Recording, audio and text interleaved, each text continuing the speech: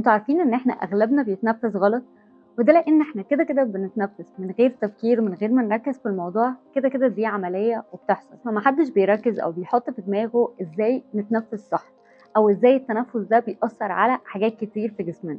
الرئة بتاعتنا عند سن 35 بتبدأ تصغر في الحجم وتنكمش، وكمان العضلات بتاعت القفص الصدري والحجاب الحاجز بتبدأ ان هي تضعف وتصغر في الحجم. في حاجات احنا بنعملها غلط بتسرع عملية التدهور دي، وبتقلل من صحة وكفاءة الرئتين. عشان كده بتبدأ تزيد أمراض الصدر وأمراض الجهاز التنفسي بشكل عام. إيه هي الحاجات اللي إحنا بنعملها غلط فبتأثر على الرئة؟ أول حاجة إن إحنا بنتنفس تنفس سطحي، بنستخدم الجزء العلوي بس من الرئة، مش بنستخدم الرئة كلها.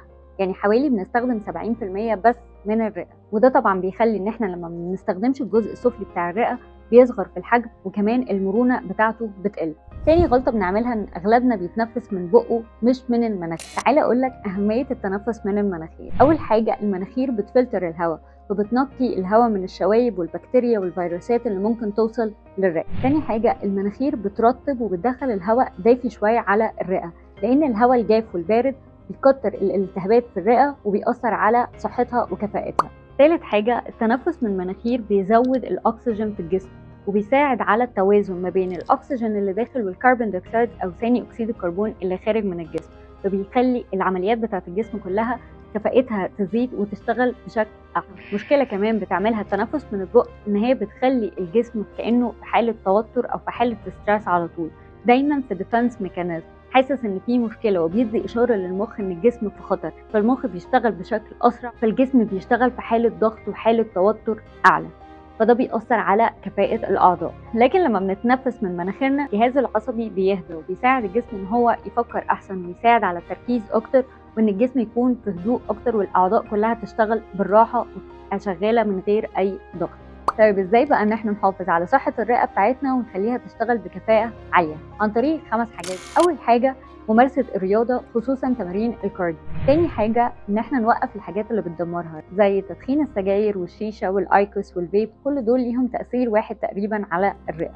ثالث حاجة اتباع نظام غذاء صحي، نبعد فيه عن الاكلات المقلية واللحوم المصنعة والسكريات، كل الحاجات اللي بتزود الالتهابات في الجسم. رابع حاجة ان احنا نخلي دايما البيت بتاعنا والبيئة المحيطة بينا نظيفة على قد ما نقدر، ونخلي الهواء دايما متجدد في البيت، نفتح الشبابيك وندخل هواء متجدد على طول في البيت، ونحاول كمان نقعد في الطبيعة اكتر ونستنشق هواء نقي اكتر. كمان نتعرض لأشعة الشمس اكتر ونتأكد ان مفيش نقص في فيتامين. اخر حاجة الرئة زيها زي اي عضلة في الجسم محتاجين ان احنا نمرنها، وده عن طريق تمارين التنفس، وان احنا نتنفس بعمق من مناخيرنا مش من بقنا. كل الحاجات دي هتخلينا نتنفس بشكل احسن وصحتنا تكون احسن، ونحافظ على صحة الرئة وكفاءتها لأطول قدر ممكن. ايه هي تمارين التنفس اللي ممكن نعملها؟ محتاجين نعرف أهمية تمارين التنفس الأول. أول حاجة إن هو بيخلي الأكسجين يدخل أكتر للدم، بيخلي أعضاء الجسم كلها تشتغل بشكل أحسن، والعضلات بتاعة الجسم يوصل لها أكسجين أحسن، فيحصل لها ريكفري أحسن أو تعافي أسرع وتشتغل بكفاءة. تاني حاجة إن هو بيحسن الدورة الدموية وبيقلل الضغط على القلب. ثالث حاجة بيساعد على الاسترخاء وبيزود التركيز أكتر وبيقلل التوتر. رابع حاجة بيحسن من صحة الرئتين وبيزود الكفاءة بتاعتها. كمان تمارين التنفس مفيدة جدا للناس اللي عندهم أزمة أو COPD أو أي مشاكل في جهاز التنفس.